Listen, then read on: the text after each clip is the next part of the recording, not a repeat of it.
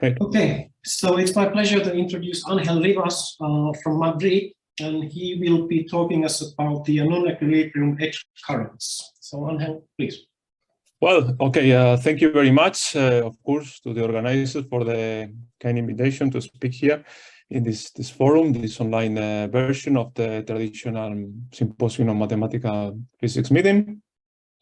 Today, the topic of my talk is going to be this robust non-equilibrium edge currents with and without band topology. Okay. It is a joint work with Mark Mitchison, which is done in Trinity College in Dublin, and Miguel Ángel Martín Delgado, which is here in Madrid. Okay, and it's based in these two papers. One paper some years. So can you see my pointer? Yes, at least I can okay, see. thank you. Okay, thank you.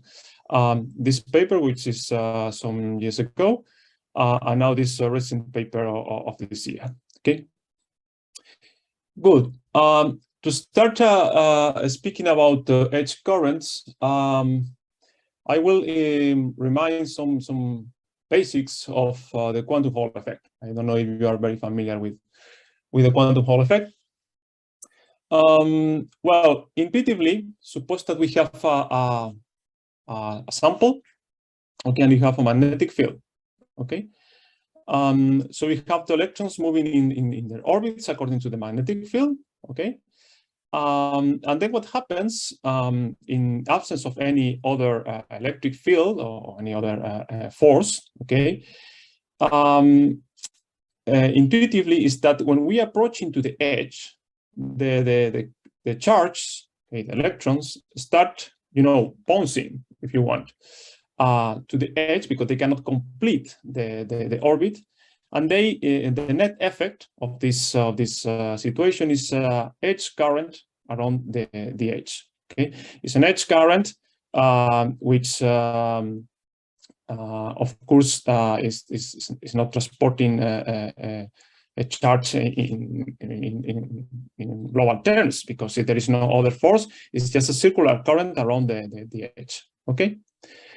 But the important thing about this phenomena is that if we introduce here a defect, so to say, yes, an impurity, such that the boundary is redefined because of this, the presence of this defect, then the current, detour this effect. The current is not affected. So in this sense, this current, which is generated by the presence of a magnetic field, is robust under the presence of impurities or defects. But even more, when this sample is connected to a circuit, okay, to an electric field, what happens is that the effect of these edge states the presence of the edge state is manifested as a quantization of the whole conductance. So the conductance of the ratio between the current intensity, okay, the current, and the voltage, the transversal voltage, okay, and this is quantized with a number. This is an integer, okay. And this is an elementary, this is the elementary charge and the h bar. Okay, so that are fundamental constants. Okay, this is of course the quantum Hall effect that was discovered by Klaus von Klitzing experimentally. The first explanation of this quantization, as far as I know, is due to Löffling, which is based in the charge quantization in 1981, and it turns out that this number here is connected with the topology of the band, so topological property of the band. I will come back to this point later on. By this for guys, so TK, and this is for Thouless, Kosterlitz, Nightingale, and Van der Nist. Okay, these two guys are Nobel laureates by this connection and for the connection with this physics with the mathematical topology. Okay, and we may try to analyze this system with a tight binding model in a square lattice. Okay, this is a model which is known as the Hofstadter model, where it's a quadratic model. We set fermions in the sides of a square lattice, with some phases here, some tunneling constant tunneling strength. And these phases are chosen by following this rule. Okay, this is known as the Peierls phase factor. And why is this so? This is so because if we pick these phases, then what happens is that if one charge moves around one plaquette, okay, such that it encloses an area with a magnetic flux of phi, then the phase that the electron gathers is just the same as the phase of the Aharonov bomb effect. Okay, this is a fast way to see why this is a model, the tight binding model of this coupling between the magnetic field, or the action of the magnetic field at the level of a square lattice. We can diagonalize this model because this model is a quadratic model in fermions, so we can diagonalize it. And depending on the boundary conditions, we get different situations. We take periodic boundary conditions in the both directions. So we have like a donut, a torus, okay? We have the bands, and now we have a good quantum number. The good quantum numbers are the quasi-momentum, okay? Block bands. And if we open boundary condition along one direction, we have a cylinder.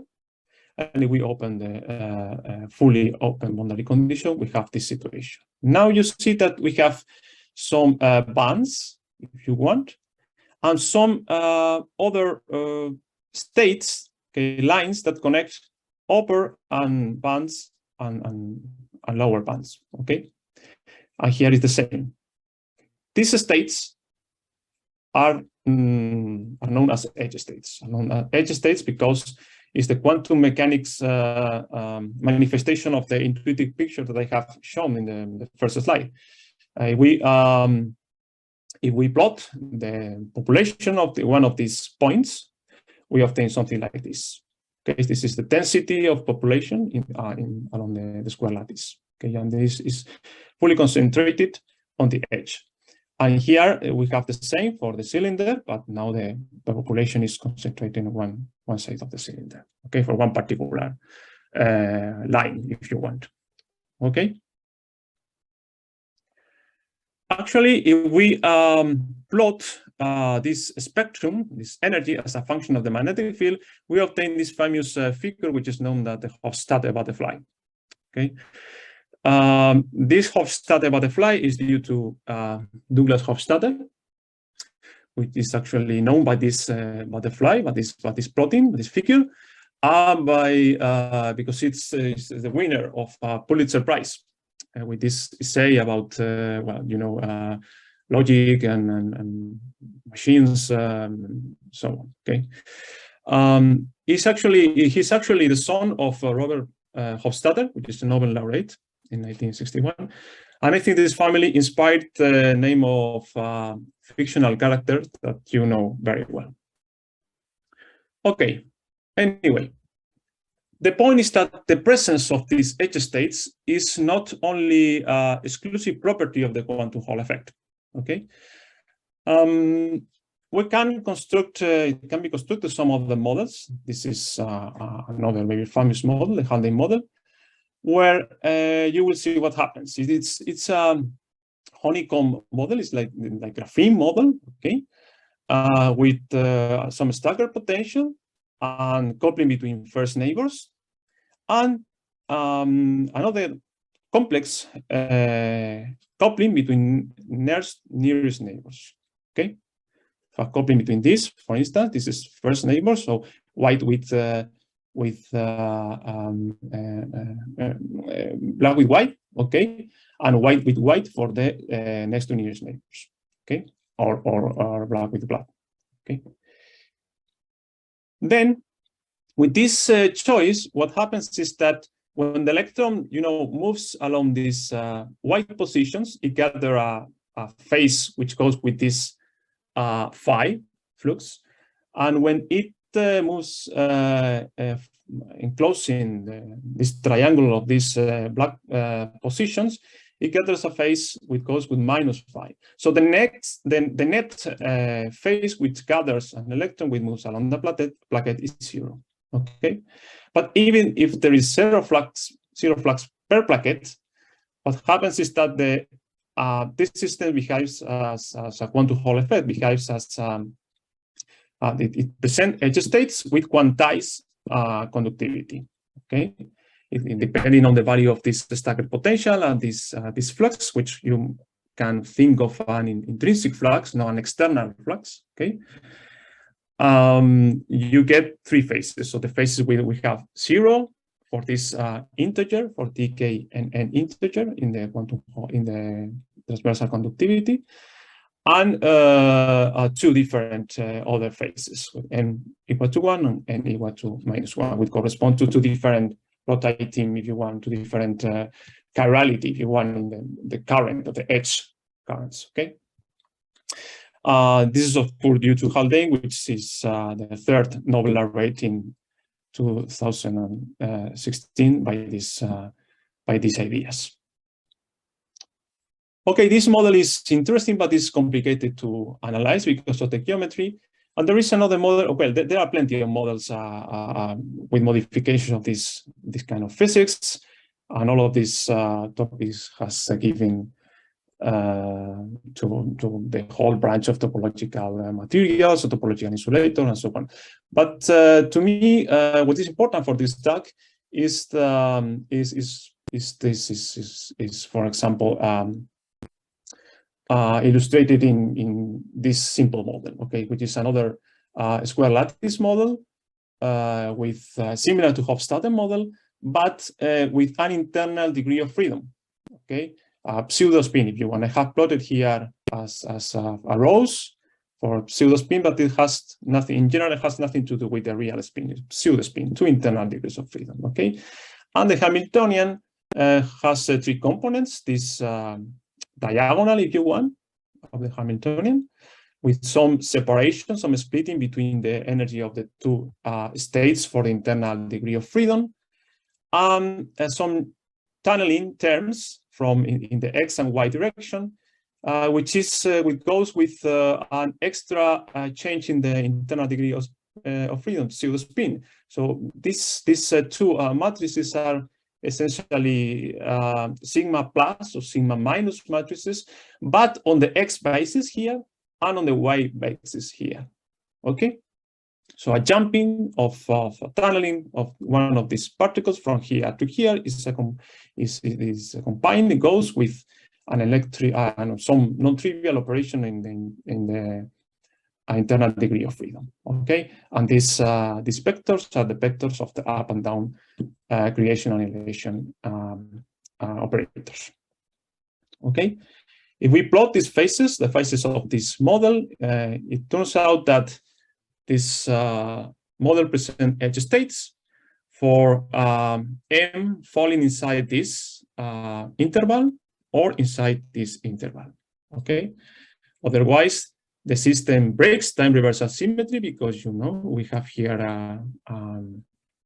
a complex coupling. So time reversal is just a complex conjugation in this setting. And so the system breaks time reversal invariance as a magnetic field, as a model with a magnetic field, so the Hofstadter model. But there is not a magnetic flux. There are no edge states for M outside these intervals. We can diagonalize the model. You see what happens. This is similar to the previous plot for a system out of this regime. Okay, for instance, for M further away here, this is the black line of this situation. It's 2 bands, if you want, and for M equal to T in particularly I have taken Tx equal to Ty equal to T. We obtain the presence of these edge states that connect upper and lower band.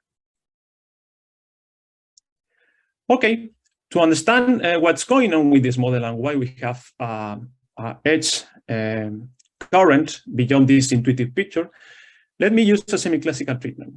Okay, of course there are more sophisticated treatments, but for us it's enough this semi-classical treatment. For semi-classical treatment, I take periodic boundary conditions in both directions, and then I write the Hamiltonian in this form. With this, it's a matrix, a 2x2 matrix with depend on K, and has this form, okay? Which is the Pauli, the vector of the Pauli matrices, the Pauli vector. Now diagonalizing this matrix, these are the eigenvalues, of course. And it turns out that the velocity of the wave packet, okay, in the semi-classical approximation, the block wave packet, is given by this formula. Okay, this is the standard formula that you see in any condensed matter book. And this extra term you have here in the presence of a force if you break time reversal symmetry. This is the applied force, and this is something which is not a very curvature. Okay. This very curvature in this particular case will have this a vector with this form with the third component, non-vanishing third component, and this third component is very curvature properly of the band of the upper or lower band in the plot, and it can be written in this particular case, which is very simple, as this. Okay, this is the vector that appeared in the previous slide in the diagonal in the it's this vector, okay, but normalized.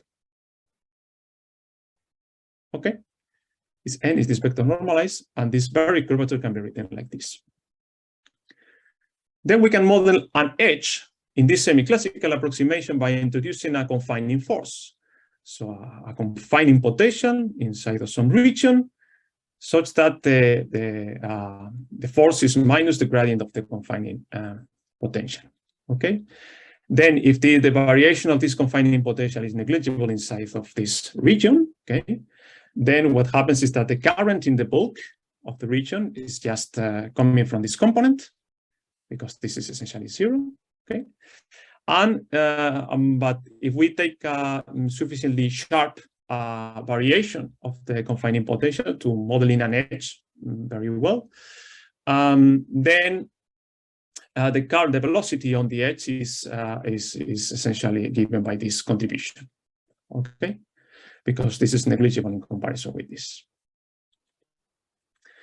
Then the current per unit of width can be approximated by this formula, okay, which is essentially the summation of both bands, and with the velocity, an integral in the Wilson of the velocity of every band, weighted by the occupational number of every band, okay, and every quasi-momentum state, if you want. Okay. Okay, and in this case, this is just a function of the energy of the system. Okay. Now, using properties of the lattice, in particular, this lattice satisfies this property. V of the lower band is the energy, the velocity of the lower band is equal to minus the velocity of the upper band. Well, I think this is fairly general. And if I in two-band models, and if I take a zero for the potential confining potential inside of the lattice, then this equation can be written like this. And if I use that this dispersion relation is an odd function in the Bernoulli zone, which is true in this particular model because it's quite symmetric, then the integration of this factor here, okay, the bulk velocity is essentially zero. Okay. Okay, the bulk, sorry, this is wrong. The bulk velocity is not zero, but the integration of the bulk velocity is zero. Okay, this is a mistake. Sorry. And so this is what we obtain. We obtain an edge contribution for the current per unit of width, weighted by this difference between the population of upper and lower band. Okay. And of course, since the direction of this very curvature vector is pointing inwards outwards of your screen, and this force is in this direction. The effect of this cross product is circular direction on the edge. So this is a semi-classical argument to get this a circular current, edge current. Okay. In particular, we have fermions that have filling. So we have, we fully occupied all states below this number. Sorry, this number is the middle, the half filling. Okay. Then in this equation, this is 1 and this is 0. And then the current is this, which can be written like this. And this integer, this number here is the integration of 1/2 pi integration of the Berry curvature, which is an integer. It is an integer because it's essentially a winding number of this. It's a number of how many times this normalized vector covers the sphere, okay, as we move k on the Brillouin zone. Okay, it's an index number. So it's like a winding number in 2D. Okay, it's an integer. It is known as Chern number. And this is the Chern number that appears in the quantization. This is the number that appears in the quantization, the integer number that appears in the quantization of the Hall conductivity. Okay. Now, since this is an integer number, any variation of these parameters inside this regime does not change the value of the conductivity. So it does not change the current. Okay. And this is what is referred to topological robustness of the edge currents, which are of course robustness under the presence of defects, as I have already commented. Okay. But of course, okay, these are edge states. I have commented already this. And but of course, this is not true if we couple this system to a thermal bath. You have with finite temperature, the occupation number cannot be even for fermions written like this. So this factor that appears here is not an integer anymore. So the topological quantization, the topological robustness is not robustness under coupling with baths. Okay, thermal baths, the effects of temperature. Now, some years ago, we start thinking about how to use these properties, and in particular, in combine these properties, how this property behaves in open quantum system, under open quantum system dynamics, and in particular, whether it is possible to use this idea to get robust thermal transfer between two paths. Okay. It seems that this is not possible because as I have commented, the conductivity is no longer quantized. Current is no longer quantized. This is it varies with changing this m parameter, for instance, when we have coupling with thermal baths. But still, we thought it was a good idea to starting to connect Hofstadter lattice with two thermal baths, a hot bath and a cold bath. Okay.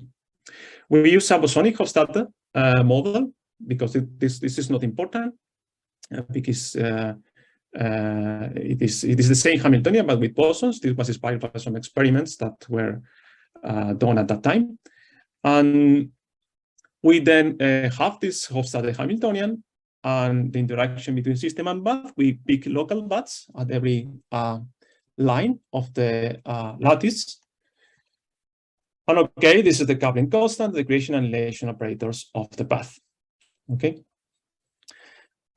We use the global approach in order to obtain the master equation because we want to avoid potential spurious violation of the second law.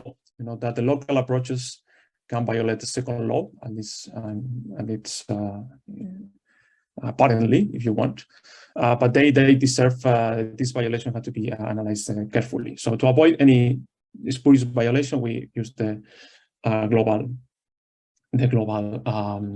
approach, and the parameters that we obtain in the master equation. These are the normal modes of the lattice. Of course, these are the thermal occupations of the bosons in the bath, the cold bath and hot bath, and this is the decay rate. You know this very well, and this S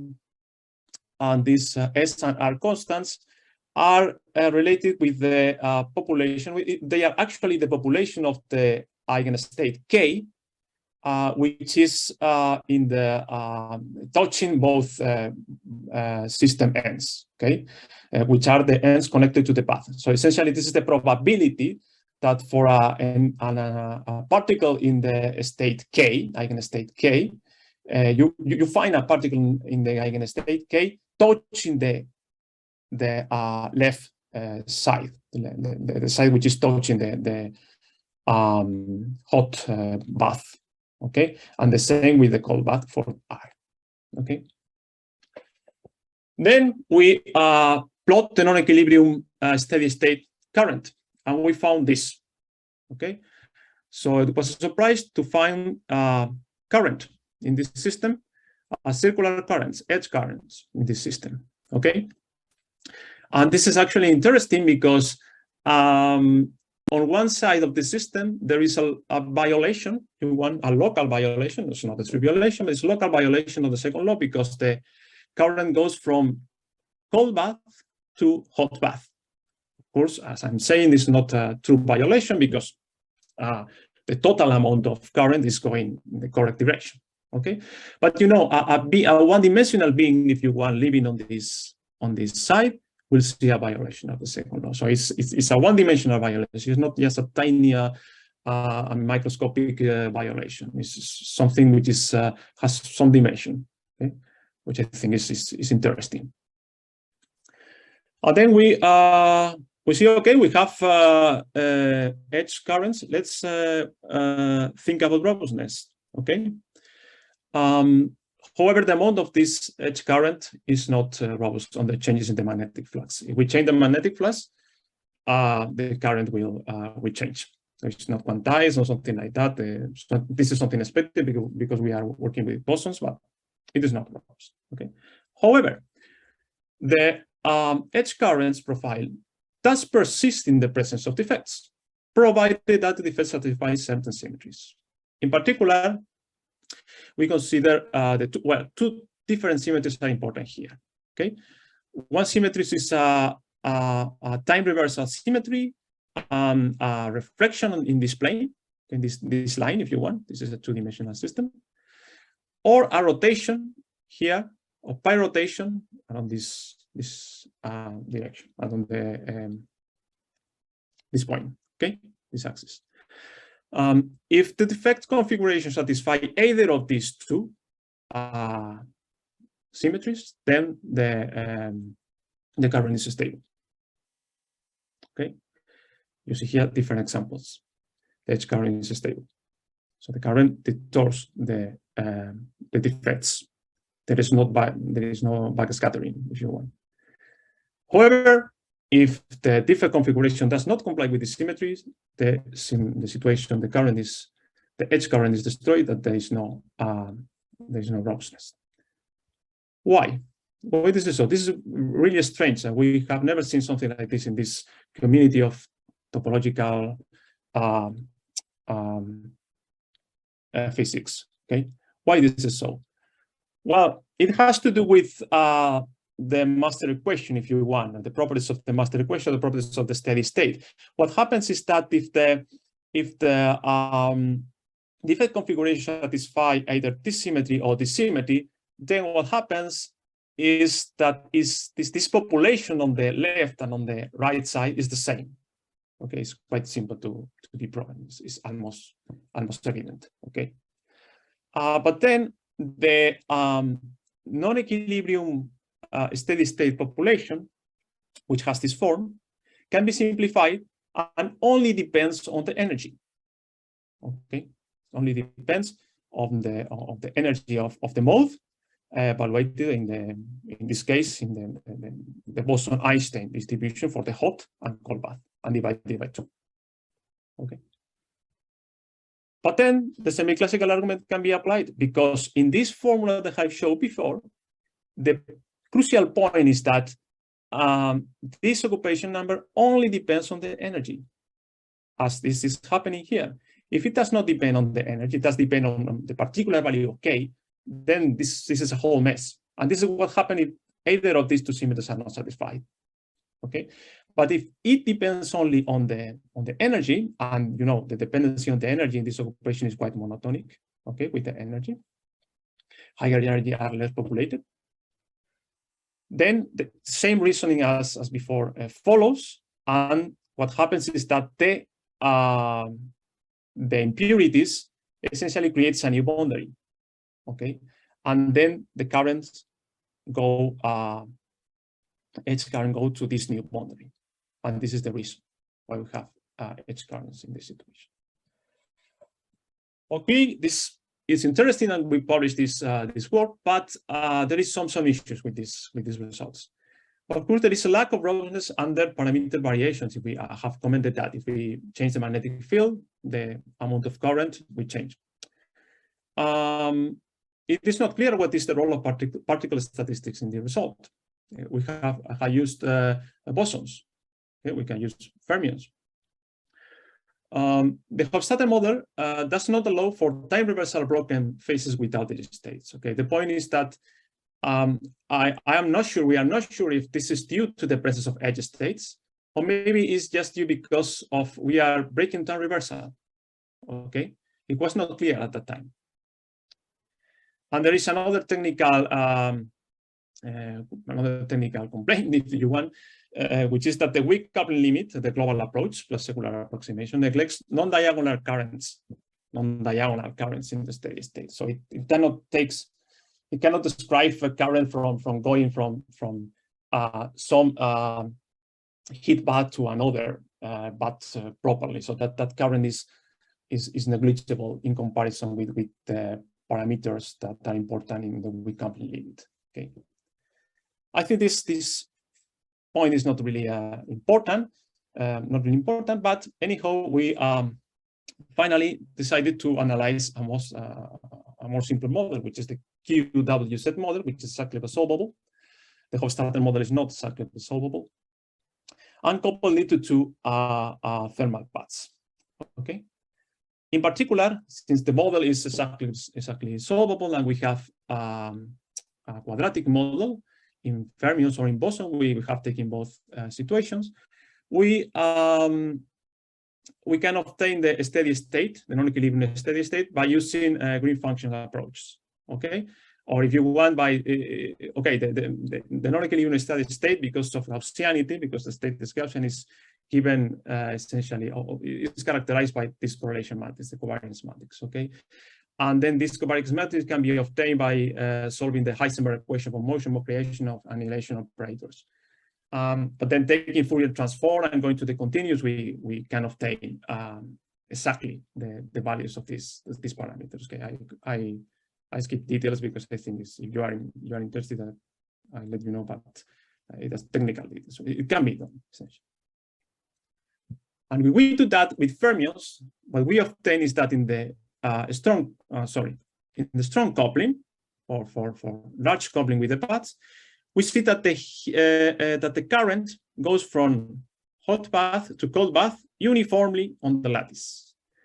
But as we are starting to decrease the coupling, we are starting to see a decrease in the current on one edge, an increase in the other edge, and some other current here, such that at the weak coupling we obtain the other the profile that we obtain using the master equation, plus a tiny coupling here, which is the one which is neglected by using the global master equation. Okay, so these edge currents are not an artifact of the master equation. They can be obtained in exactly solvable model. Okay, we can analyze as well the fermionic case. This is a little bit more complicated because we can check, we can introduce a chemical potential so that we select a particular point, region of the spectrum where the edge states are important. If we do that, then the profile also shows a kind of chirality, kind of circulation, even in the strong coupling. Okay, but the message that I want to convey is that as we are decreasing coupling, we obtain again the weak coupling situation. Okay. Moreover, what about robustness? We can obtain now. We can study the amount of the coupling, the amount of the sorry, the amount of the current as a function of the coupling, because now we can change the coupling. This cannot be done again in the weak coupling limit, because the coupling is the coupling with the environment is the smallest parameter in the treatment. And in this situation, see what happens with phonons. So with bosons, we obtain, for instance, that in regions where we are away from the presence of edge states, we still obtain an edge current. This solid line is for the edge current as a function of the coupling. Okay, others dashed line are for bulk current. Okay, and these ones, you know, even outside of the edge state region, the region of the topological region, if you want, we obtain robust edge currents. At the value of the edge currents actually increase out of the topological region, and it's almost flat as a function of the coupling. So it is robust as a function of the coupling. So it is not robust as a function of M, a Hamiltonian parameter, but it is robust as a function of the coupling with the environment, which is typically the parameter that we cannot control by definition. With fermions, the situation is similar, but again, because I have selected a particular, by introducing chemical potential, introducing part of the spectrum, where the one particular edge state is important, then what happened in this situation is that in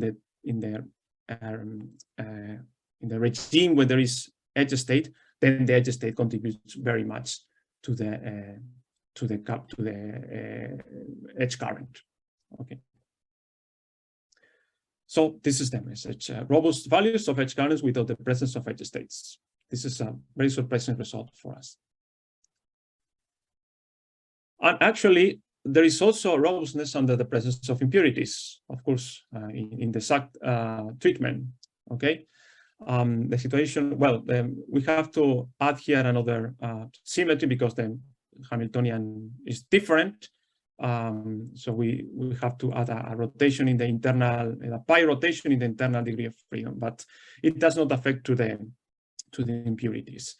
So you see that we again obtain the situation, but as a difference, as a one important difference, that in this case fermions can bosons, okay, bosons, fermion and bosons behave differently essentially, okay, but this is because of the particular choice of the chemical potential and temperature that we have taken. As I have commented, in absence of this is for fermions and this is for bosons. Okay, the brown, this is for bosons, blue is for fermions. This is the population. Okay, in absence of weak coupling limit, but exact. In absence of impurities, and you see that most of the contribution to the edge codes is due to this state, which is here, and this is an edge state. Okay, for this particular value of chemical potential, I emphasize this. We want to check that. What is the role of the edge states? When we have impurities, something like this, then the factor is these two edge states are the important. This is the distribution. Okay, but if we increase the temperature, of course, bosons and fermions should behave similarly, and this is what happens. Okay, this is the situation that we have here in light blue line, the light blue dots. Okay, and this is the situation for fermions, and this is the same situation comparing fermion and boson. So we see, leaving aside that we have selected the chemical potential, so that currents is the opposite for fermion and bosons by changing in the densities and not only in the energy. The situation is completely the same. Okay. Okay. So to conclude, this is the most important messages of my talk. I would say that there are possible to see robust edge currents. Robust edge currents are possible for quantum thermal transport with and without band topology. With I say with and without band topology, without band topology, I mean to say without edge states in the spectrum of the Hamiltonian, just as a function of the coupling with the environment. Okay, combined with the time reversal property of the system, plus some symmetry arguments. Okay, there is a stability and the variation of the system and environmental coupling strength, and the presence of defects, providing that these defects comply with this symmetry, satisfy this symmetry. Otherwise, this symmetry is if you want protecting the current. If you break the symmetry, then you can break the current, edge current. Actually, this edge currents, because of this role of the symmetries, presents a globality property. Okay, because of course you may have two different defects far away one from the other. So it's just by studying one simple packet or two or three plaquettes, you may see that if you have edge current, and if this edge current is robust, and you don't need to study the whole lattice. But of course, the whole lattice satisfies this property of robustness depending on a global situation, because is essentially what I'm saying. I'm trying to say, because this configuration of defects is a global property. It's a property that to check that this configuration is satisfied, you have to study the whole. In principle, you have to study the whole lattice. But what happens is that by studying just the stability of the current in one particular edge, one particular part of the lattice, a local part of the lattice, you know if the system is globally symmetric. Okay.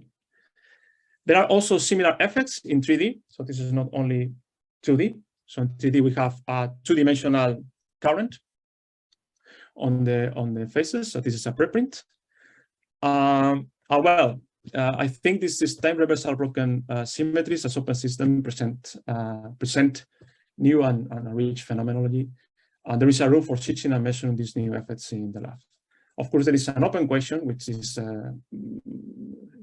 I would say, one of the principal motivation of this study is whether this can be applied in quantum thermodynamics to get robust transport of heat or better performance of quantum machines and so on. Okay, and with this, I just want to thank you for your attention. Great, thank you very much, Angel, for this talk.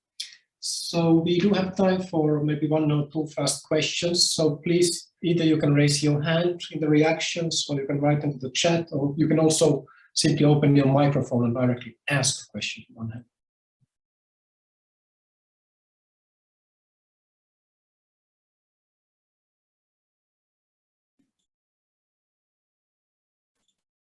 Darius? Yes, no, naive question. Well, this was really great material on her. So my question is about, you know, this condition where Rk is Sk, right? Okay. Is it anyhow related to something like detail balance, or? It is related, sorry, with what, Derek? With detail balance condition?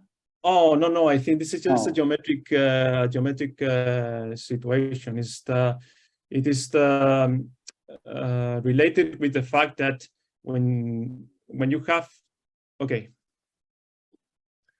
when you have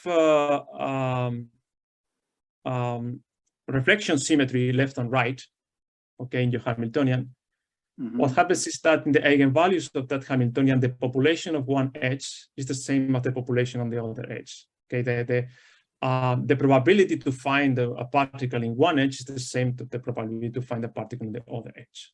Okay, and when you have a rotation, is again the same, because the rotation of this side goes to this other side. So if the Hamiltonian is invariant on this rotation, then you have this property. But it turns out that at the non-equilibrium steady state, then the non-equilibrium steady state is quite simplified under this condition. It is essentially a you know, the population of the normal modes in the non-equilibrium steady state are just given under these conditions by this average, if you want, which only depends on the energy. And this is the key point. If it only depends on the energy, this behaves almost as a Bose-Einstein distribution, if you want. Okay, it's not a Bose-Einstein distribution, of course, but it decreases with temperature, it increases with energy. So we keep all of good properties. But when this is not true, of course, the population may depend on K and may depend on everything on the Brigade zone, and it's a mess. What you, I think it has nothing to do with tail balance and. Okay. So you mentioned that you essentially use so-called global approach just to avoid violation of the second law. So does it mean that a local approach really violates second law? I think this case? Yeah. Well, I think this is a discussion, a current discussion. I don't know what is the current status of it, but there is some discussion whether the local approach violates the second law. I mean, the point is how to define energy and how to define heat in a way which is consistent with the local approach, and there are discussions. But to avoid all of that headache, we use global I see. approach. Okay. I think that so there are some papers claiming that if you define in a proper way what is heat and what is work in that situation, there is no violation of the second law, but I don't remember the details. Yeah. Okay, thank you. No, really great material. Thank you. Thank you. Are there more questions or comments? If not, then it's time to thank Angel and also all the speakers of this afternoon.